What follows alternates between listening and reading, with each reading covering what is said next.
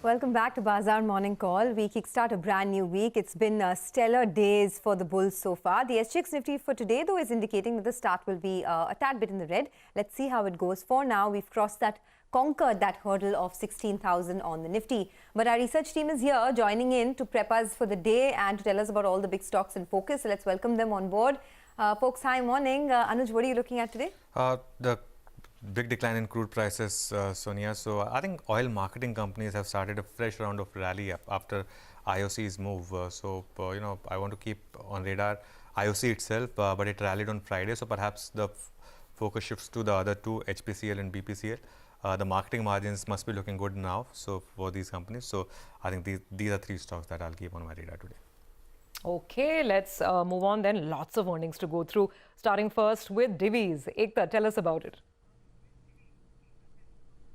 Well, the revenue was maybe in line with estimates. It was up around 13% compared to expectations of 15%, but it was really all about the margins for DIVI'S Labs, 43.5% versus expectations of 41.3%. And the trajectory of the margins have been over 40% in the whole of FY21, which is actually very positive according to the street. Profit was up around 13%. The company is also very bullish on margins going forward. They've said that factors such as backward integration have aided margins they believe are sustainable going forward, and overall they believe that they are expecting around a 10 to 15% growth. However, the valuations are really punchy for DIVI'S Labs, around over 50 times FY22, over 45 times FY23 PE, so that might cap the upside, but the street is extremely bullish on the margins for DIVI'S. Okay, very bullish on the margins. Thanks a lot for that, Ekta. Well, let's move on now. Nigel is tracking a lot of metal names: NALCO, SAIL, Hindustan Copper. Nigel, take it away.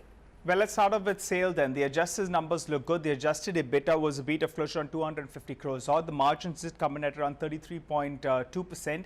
That compares with our reading of around 32%, our expectation. So that as well looked good. The reason that we're looking at adjusted EBITDA is because there was provisioning in terms of wages. That was to the tune of around 285 crores odd, and that explained why we saw a big surge in employee costs. The biggest kicker though is in terms of the gross debt reduction. It's come down to around 28,000 crores odd.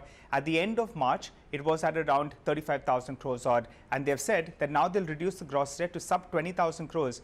Earlier, they had guided to reduce it to around 25,000 crores. So that was a good set of numbers. NALCO, though, no such luck there. The numbers look disappointing. If you look at it on the top line, there was a small miss. On the operating performance, well, it was a bigger miss. And even on the net profit, it was a miss. Now, on both those two segments, that's alumina as well as aluminium, there was a sharp decline even on a sequential basis. Two factors could have played out. One is lower volumes. The second factor is that other expenditure as well did spike up. So red on that stock. And finally, Hindustan Copper. Well, copper cycle has been going through a big good run. You can clearly see there is an impact in terms of COVID because the big decline in terms of revenues, though the operating profit looked good because there was an inventory credit. So green on the screen, though valuation wise, the stock appears very expensive. Back to you guys. Okay, Nigel, got that. Wonder if the market is going to be charitable on NALCO's miss given the run up in the stock price. Let's see.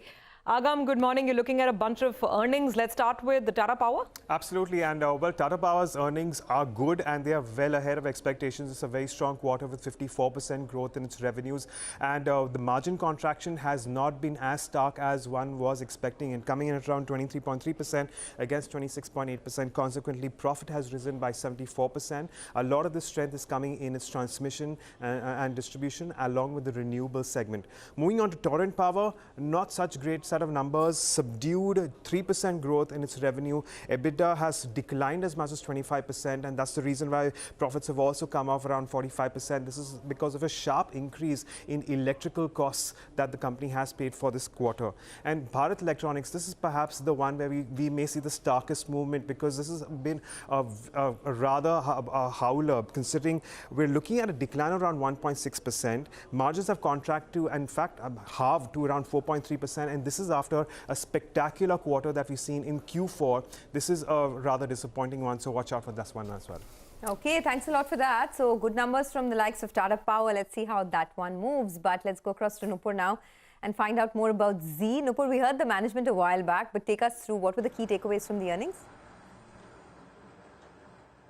Well, absolutely. We just had, so let me just put Q1 numbers on screen. Revenues came in line with expectations, but there was a shortfall when it comes to operating profit compared to estimates, which due to higher cost and investment in original content, which resulted in lower than expected margins at just 18.8%. Ad revenues up significantly on YOY basis due to low base, but saw only 22.7% decline compared to pre-COVID levels, despite second wave lockdowns impacting production hours, which is also in line with street expectations. Negative surprise really came in when it comes to subscription revenues, up just 2%, was an estimate of 7 to 8% due to on that too also digital business. Now the concern is slower ad revenue recovery is expected as indicated by management, and on that Macquarie cuts target price to 250 and lowered their FY22 EPS by 16%. Okay, no, thanks for that. So we'll keep an eye on Z, of course. But Nigel, JSPL has accepted that World One offer? Well, that's right, Anuj, but there are no real surprises out there. You know, what the management had told us a couple of weeks ago was that the promoter entity has put in an offer from 7,400 crores odd. So that'll be upfront cash, and they'll also be taking in some part of the liability. Now they've, put a bid open for third parties, and as per their release, they say there was no interest that came in. So that's why they've gone ahead and accepted this. The positive being that now, the street will slowly start factoring in only the steel business. So positive news coming in, though more or less on expected lines. Okay, thanks a lot for that. Well, let's go to Abhishek now. Many numbers that he's tracking. Bank of Baroda, UJJIVAN, City Union. Abhishek, take it away. To begin with, slippages have hurt all the names that you have taken. So, beginning with Bank of Baroda, it was elevated at 6,200 crore with an annualized ratio of 3.5%. However, asset quality was largely stable given the fact that recovery and upgrades were really strong at about 9,100 crores.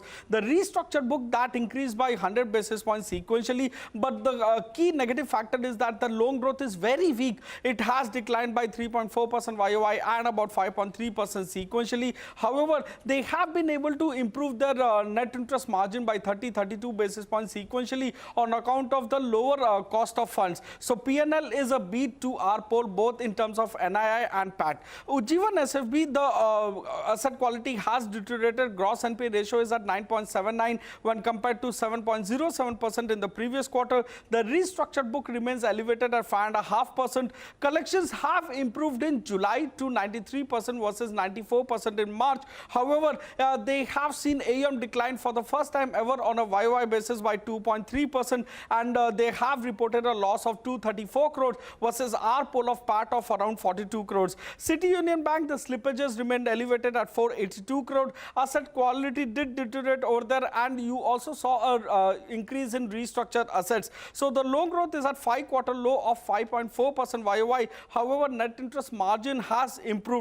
Versus our poll, they have reported a PAT of 173 crores, while we were working with a number of close to 110 crores. DCB Bank has performed weak on a sequential basis across loan book, NII decline, operating profit which has declined, and PAT has declined highest ever, that is by about 56-57% sequentially, as slippages remained elevated at 520 crores. Asset quality has deteriorated, and net interest margin is at 25-quarter low of about 3.3%. Back to you. Got that, Abhishek. So similar trends, but yes, I completely take your point. The recoveries and upgrades numbers at BOB was very, very heartening. Can't take your eye off that. Well, on that note, let's also talk about Vodafone Idea. That stock is going to be in focus. PTI and an Economic Times report suggests that lenders may have spoken to the Department of Telecom on Voda Idea to try and find a resolution. Now, lenders may also have suggested that they're open to converting debt into equity. Some lenders at CNBC-TV18 spoke with denied having such talks. We will have to wait for an official communication for a better sense of any steps on this front. So hopefully we'll get some clarity from the company today.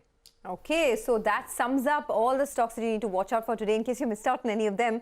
Stocks with positive news flow. There's DIVI'S, of course, on the back of the strong margins.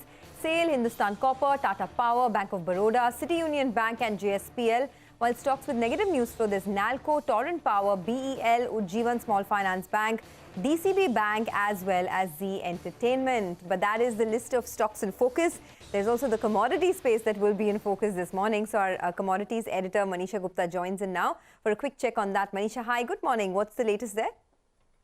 Morning, Sonia. Thank you for that. Well, it's a difficult market for the commodity space as well. We've seen crude oil prices after nearly 5% decline in the previous week start Asia with 2% of a fall yet again. It is about the U.S. non-farm payroll data coming in much better than what the street was expecting. And then the COVID cases rising in China and U.S. to the highest in 6 months does tell you that the demand for crude oil globally is going to be quite uneven, and that is weighing on.